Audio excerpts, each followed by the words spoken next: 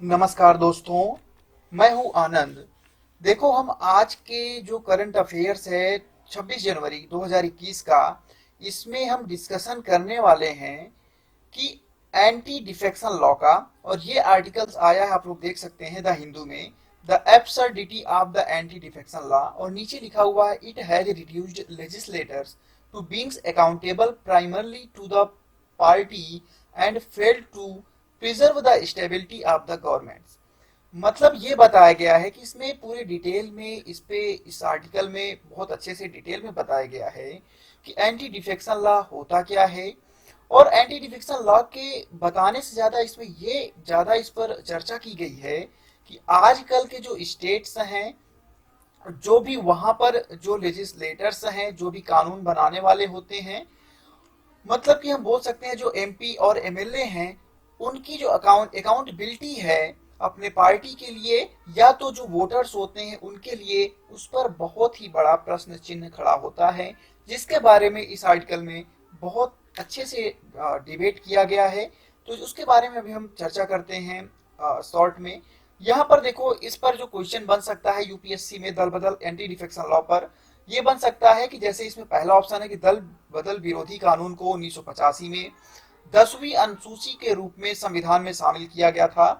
दूसरा ऑप्शन देख सकते हैं, और ये थर्ड देख सकते हैं, फोर्थ देख सकते हैं। देखो, जो डेमोक्रेसी होती है उसमें मेन पॉइंट ये होता है कि जो वोटर्स होते हैं वो अपने एरिया में जो वहां के एमपी होते हैं, एमएलए होते हैं, उनका चुनाव करते हैं।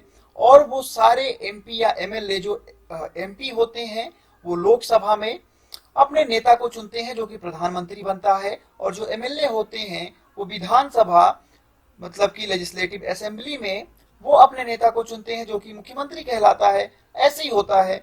लेकिन सोचो जरा कि यदि मान लो कि हम चलो थोड़ा एक एग्जांपल लेके चलते हैं कि मान लो कोई एक स्टेट है जिसमें टोटल 100 एमएलए होते हैं, 100 एमएलए हैं, जिसमें से मान लेते हैं दो पार्टी है। अब एक पार्टी के पास मान लो 60 सीट है और दूसरी पार्टी के पास 40 सीट है। तो यहां पर यदि अब जिसके पास 60 मेंबर है, जिसके पास 60 एमएलए हैं, वो क्या करेंगे, वो तो अपना वो गवर्नमेंट बनाएंगे क्योंकि वो मेजोरिटी में है। तो इस वजह से उसी पार्टी का मुख्यमंत्री बनेगा।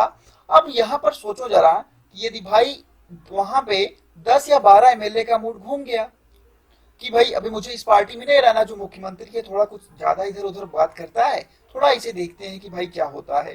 तो 10 साथ में 10 12 12 13 एमएलए का मूड घूमा और उन्होंने कहा कि हम चलते हैं दूसरी पार्टी में और मुख्यमंत्री बन जाते हैं भाई।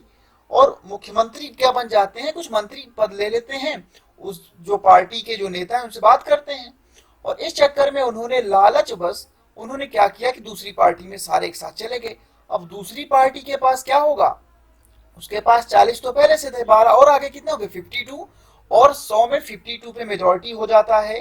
तो इस वजह से अब ये जो सरकार में थी अभी तक, वो तो माइनॉरिटी में आ गई, मतलब मेजोरिटी उसकी खत्म हो गई। तो इसका मतलब क्या हुआ कि अब जो गवर्नमेंट होगा दूसरी पार्टी बना लेगी। अब इसमें क्या हुआ कि जो एमएलए होते हैं, बहुत सारे एमएलए होते हैं, वो लालच बस अपनी पार्टी को छोड़ देते हैं, जिसकी वजह से या तो वो पार्टी मेजोरिटी से हट जाती है, या तो जो दूसरी पार्टी होती है उसका उसमें वो शामिल हो जाते हैं। तो इसमें क्या हुआ कि पार्टी में ये जो एमएलए हैं, एमपी हैं, ये ऐसा ना कर सकें। ऐसी चीजें पहले बहुत ज्यादा होती थी भाई। मान लो कोई पार्टी है, यदि उस वो पार्टी सत्ता में आ गई तो बहुत सारे एमएलए एमपी उस पार्टी में शामिल हो जाते थे, लालचवश।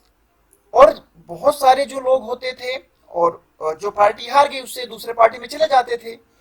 और ऐसे 1985 तक ऐसी चीजें बहुत सारी हो रही थी। तो इसके लिए एक कानून की जरूरत महसूस हुई, जिसकी वजह से कहा गया कि हम ऐसा लॉ बनाएंगे राजीव गांधी जी के टाइम पे, कि ऐसा लॉ बनाएंगे कि जिसमें बहुत सारे जो एमपी होते हैं, एमएलए होते हैं, अपने पार्टी के लिए वो लॉयल रहेंगे। इसके लिए 1985 में एक लॉ बनाया गया, एंटी डिफेक्शन लॉ। और इसमें फिर कुछ अमेंडमेंट भी ये हुए थे, 2002-2003 में शायद अमेंडमेंट हुआ था इसका।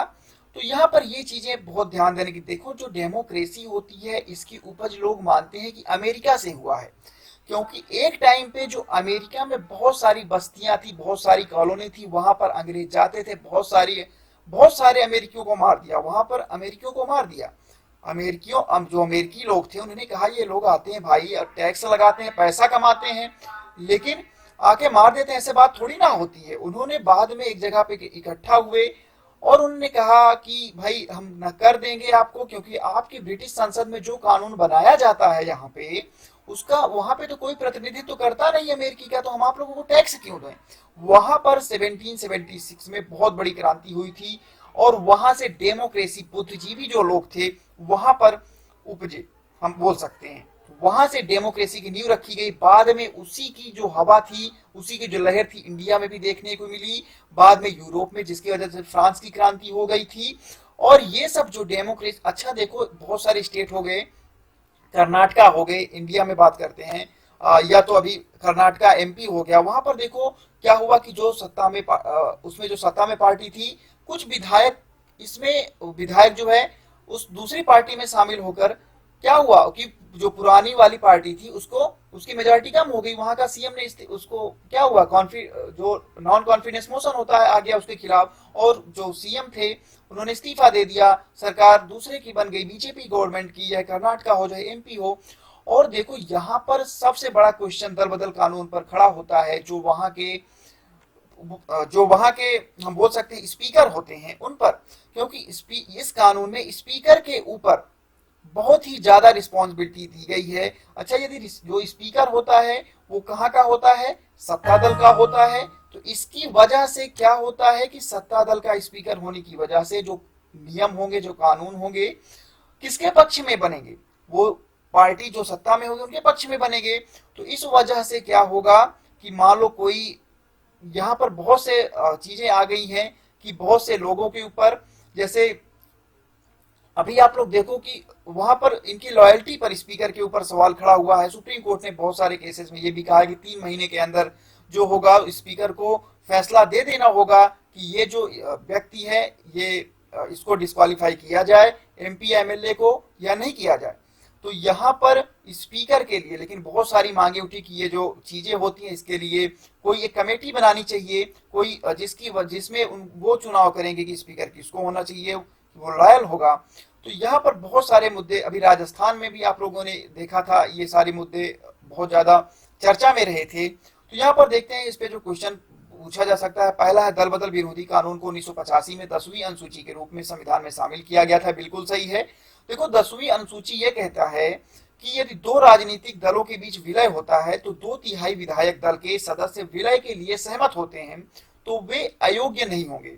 10वीं, मान लो कि भाई 2/3, ठीक है, तो यहाँ पर ये बोला जा रहा है कि मान लो कि कोई 30 लोग हैं, किसी भी मान के चलते हैं कि किसी भी पार्टी में, या किसी भी पार्टी में 30 लोग हैं, और यदि उसमें से 2/3 मतलब कितना हुआ, 30 का 20 लोग, तो 20 लोग यदि किसी पार्टी में, मतलब कि राजनीतिक जब विलय हो जाता है दोनों के बीच में, दो पार्टियों के बीच में, तो यहाँ पे क्या होगा कि 2/3 विधायक दल सदस्य विलय में यदि सहमत हो जाते हैं तो वे अयोग्य नहीं होंगे। ठीक है, इस आधार पर। और देखो थर्ड पॉइंट, यदि कोई विधायक अपनी पार्टी की दिशा के खिलाफ सदन में मतदान करता है और उसकी पार्टी द्वारा कार्रवाई नहीं की जाती है तो उसे अयोग्य ठहराया जा सकता है। ये दो आधार हैं, मतलब कि ठीक है, और जिन पर एक विधायक को सदन का सदस्य बनने से अयोग्य ठहराया जा सकता है। फोर्थ पॉइंट है, यदि ये दूसरा आधार है, फर्स्ट आधार थर्ड पॉइंट है, तो सेकंड आधार ये फोर्थ पॉइंट है, यदि सदस्य स्वेच्छा से पार्टी की सदस्यता छोड़ देता है, वॉलंटरी एक्शन से। इस पर भी बहुत ज्यादा डिबेट है, यदि कोई वॉलंटरी एक्शन से पार्टी को छोड़ देता है तो क्या उन्हें अयोग्य घोषित किया जाएगा। लिखा हुआ है इसमें कि उन्हें अयोग्य घोषित किया जाएगा। स्वेच्छा से सदस्यता छोड़ना किसी पार्टी से इस्तीफा देने जैसा नहीं है। इस्तीफा दिए बिना भी एक विधायक को अयोग्य ठहराया जा सकता है यदि उसके आचरण से संबंधित सदन के अध्यक्ष एक उचित निष्कर्ष निकालते हैं कि सदस्य ने स्वेच्छा से अपनी पार्टी की सदस्यता छोड़ दी है। अब ये वॉलंटरी एक्शन से वो रिजाइन देता है, इसको कौन तय करेगा। सुप्रीम कोर्ट ने कहा कि ये तय जो प्रेसाइडिंग ऑफिसर होंगे, जो स्पीकर होंगे, वो इसका चयन करेंगे कि उसकी जो वॉलंटरी एक्शन है उन्होंने। अब यहाँ पर इसी वजह से क्या हुआ है कि बहुत से लोगों को डिस्क्वालीफाई कर दिया जाता है, जो सत्ता में होते हैं अपने विपक्ष वाले दल को डिस्क्वालीफाई कर देते हैं, जो उनके एमपी एमएलए होते हैं। तो ये चीजें होती रहती हैं और इनका अच्छे से निराकरण करना चाहिए। तो इसमें चारों ऑप्शन सही हैं, सभी सही हैं। तो आप लोग इसमें से मुझे लगता है पसंद आया होगा। यदि वीडियो पसंद है तो आप लोग इसे लाइक शेयर और सब्सक्राइब कर सकते हैं। बहुत बहुत धन्यवाद।